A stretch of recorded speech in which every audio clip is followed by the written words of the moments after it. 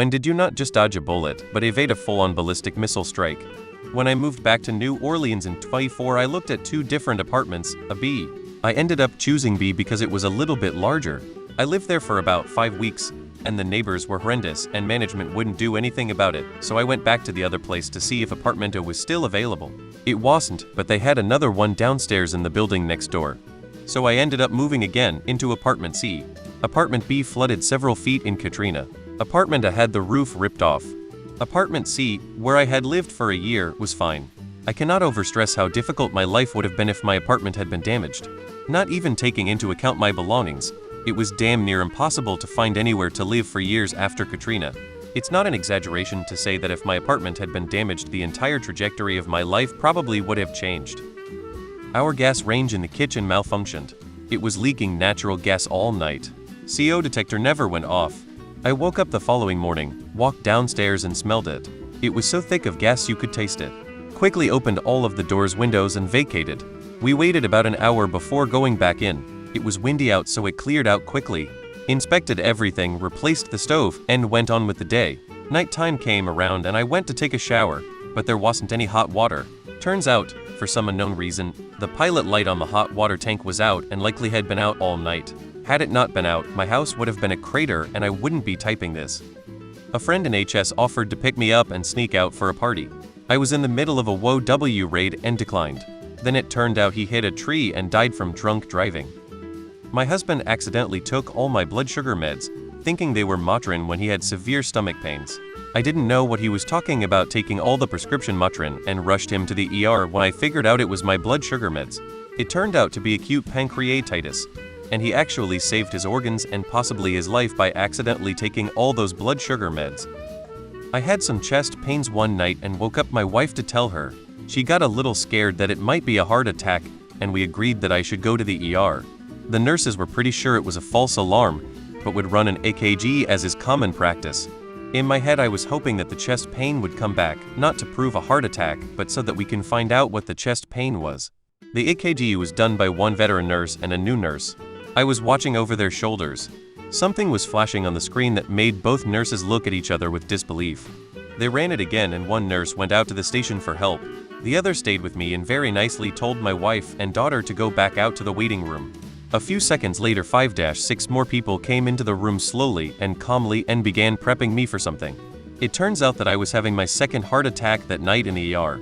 The doctors and nurses found an obstruction in my heart and were prepping me to have it cleared and a stent placed. When I got out of surgery, the doctor who placed the stent told me you probably picked the best time and place to have a heart attack, right here in the ER. Had just finished a regular meeting I was the host of when one of my fiends said, "Hey, you don't look good." I told him I didn't feel great and was going to go home. He said, "Nah, I'm taking you to the doc." We go to the clinic military, and after an extremely brief exam he turns to my friend and says take him to the ER and tell them it's his appendix. Less than an hour later I was in surgery. Thing is, I had just come back from a dive weekend where I did 2 days of boat dives 4 hours out in the Red Sea. Multiple dives were below 100 feet. If my appendix had decided to give out a day earlier I'd probably die. 911. I was living in Carroll Gardens at the time, a little bit south of the Brooklyn Bridge, and I was commuting via bike. Normally I'd wake up around 8 p.m., get my stuff together and ride up Smith Street and go over the Brooklyn Bridge. I'd buy a few dozen Krispy Kreme donuts from their location in WTC for my team, and then ride down to Wall Street where I worked. That particular Tuesday I overslept my alarm and had to take the subway in. I would have been at WTC right at the time of the first impact, but instead was on the subway. I actually was walking up out of the Wall Street subway stop right as the second plane was coming in and was able to see a little of the fireball and hear the citywide scream. I was in a coma, didn't look like I'd come out of it. They had the talk with my wife about letting me go. She said, "No thanks, wife." I was going to go to get dinner at a local deli. Instead, a friend told me about a meteor shower, so we packed snacks and drove to the mountains to watch meteors. That deli was shot up during a mass shooting that left 6 people dead right during the time when I would have been there. Thanks Tom, and thanks to the Camelot Pardalids. 4 years ago I was diagnosed with a very rare cancer. Specialists told me he could offer no guarantees I'd make it a year. Major surgery to remove a large mass and many further tests later, I was told months later they actually got it wrong and I never had cancer. The specialist told me if Head made a list of 100 possible outcomes at the start of my treatment, my eventual diagnosis would have been at position 100. Had never seen anything like it. I felt like I dodged a fucking nuclear warhead the day I was told that. I was riding my motorcycle, not too fast. There was a nice spring breeze, so I had my visor open. Then I just randomly decided to close it. As soon as my visor clicked down, I saw a small, but sturdy branch fall out of a tree, smacked right into my visor and bounced off. She wrote my initials with an X-Acto knife in her leg to prove me that she loved me and that I should be with her. Kinda funny to think about how she's explained these letters to her partners over the years. When I was 17, I was going out with a girl from school. We smoked a little bit of hash. She was a lifeguard at a swimming pool. Her boss was a creepy guy in his late 20s who had a thing for my girlfriend. He found out we were going to a party and told the police that I was some major drug dealer. He gave the address of the party. At the last minute we decided not to go. We cooked dinner for her mom and stayed in and watched TV, smoked a joint in the garden. The party got raided, 2 vans full of police. All they got was a couple of underage drinkers. High school. I was hanging out with some buddies and some guys I knew drove up. Since they knew we played tennis, they offered to sell us some top-notch rackets at low prices. We were curious, so we went outside to look at what they had to offer, and indeed, the rackets were top-notch and so brand new they still had the security tags on them. We declined.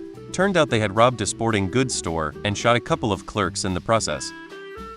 I was in college on a scholarship with hopes to become an Army officer. I was kicked out of the program my junior year of college because I failed 2 PT tests in a row. I was kicked out on 9,132,001, 2 days after 911. Of course I was absolutely gutted and had to figure out what to do next with my life. But all my friends in the program had multiple deployments to Iraq and Afghanistan, and some of them didn't make it back. So in the end, things worked out for the best. The girl I was seeing wasn't interested in being an Army wife and is upfront about how she probably would have broken up after college. But instead we've been married 18 years and have 2 awesome sons. I was maybe 11 years old, very small child, underweight, short. I wanted to take the 15-minute walk to 7-Eleven to buy myself my favorite drink with some loose change I gathered. I didn't live in the roughest part of my city, but second place to that. My dad, who didn't live with us at the time, was visiting for some reason and offered to walk there for me. Lo and behold, some 30 minutes later he comes wobbling back through the door. On the way there, he was attacked by 2 pit bulls. Onlookers didn't help, but he managed to get away.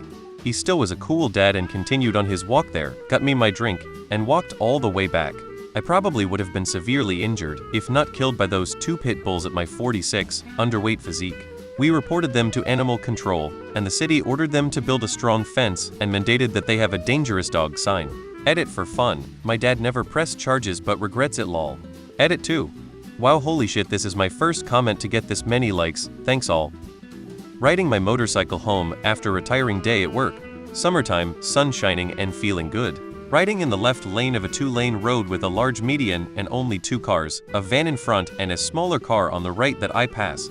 Check my blind spot slowly, feeling safe and cool and a bit lazy. Hear the car behind me honk as I change lanes, and as I bring my idiot head to the front, where I should be looking, I see that the van had stopped in the middle of the lane. He had missed his turn, I guess. I passed the guy by inches and, luckily, because it happened so fast I didn't make any corrections or panic or do anything stupid. It didn't register at the time how close I came to dying or being crippled. Maybe not until months later, or not even, but I still think about it a lot. Worked at a retail electronics store. Once a week a bunch of us would get together at one guy's house to drink and just hang out. I was out of town 1 week and missed the party. A former coworker from before my time showed up with a few buddies and robbed everyone at gunpoint. The dumbass didn't take into account that almost everyone at the party knew him, so covering his face didn't do much. Was pretty happy about missing out on that. A group of friends invited me to go see Dane Cook stand-up special in upstate New York during Dane Cook's prime 20,082,009. I declined as I didn't like Dave Cook and it was a far drive. I would have been the 4th member of the group that went up. On the long drive up to the show, the friend missed an exit northbound. In order to double back and correct his mistake, he decided to try to U-turn using the police median to get the southbound side of the highway. Immediately upon starting the turn from the northbound middle lane, the car gets struck by another car in the northbound fast lane, destroying the driver's side rear of my friend's car. The driver got knocked out on impact, and the now driverless car ends up crashing into the guardrail on the opposite side of the southbound highway. I'm told they barely missed an oncoming tractor trailer. Luckily, my other two friends were occupying the front and rear passenger seats. Were away from the direct impact. Everyone was more or less okay apart from short-term injuries, including the driver's concussion. The car was totaled. If I had gone, someone would have been sitting on the rear driver's side and probably would have been severely injured. I credit my dislike of Dane Cook for saving someone's life that day. Driving on I-70 in CO during the winter, lots of snow. Overall very poor driving conditions. A large lifted pickup truck was speeding and driving erratically trying to pass me. It was morning and I thought they might be drunk from the night before, so I quickly moved out of their way. They were now in front of me, trying to pass a tractor-trailer truck, but there was a car in the left lane, so they tried to pass on the shoulder. At the exact moment they swerved onto the shoulder to try to pass, there was a cop car parked on the side of the road. They didn't see it, and they smashed full speed 75 mph into the parked SUV. It was like an explosion. Bits and pieces of the cars were flying all over the place. I drove through a cloud of shrapnel and keep on going. I called 911 and reported it immediately. It was very traumatic to watch. I always wondered if they survived, or if there was a cop sitting in the car. I searched the news the next couple days, but never found anything. It still stays with me.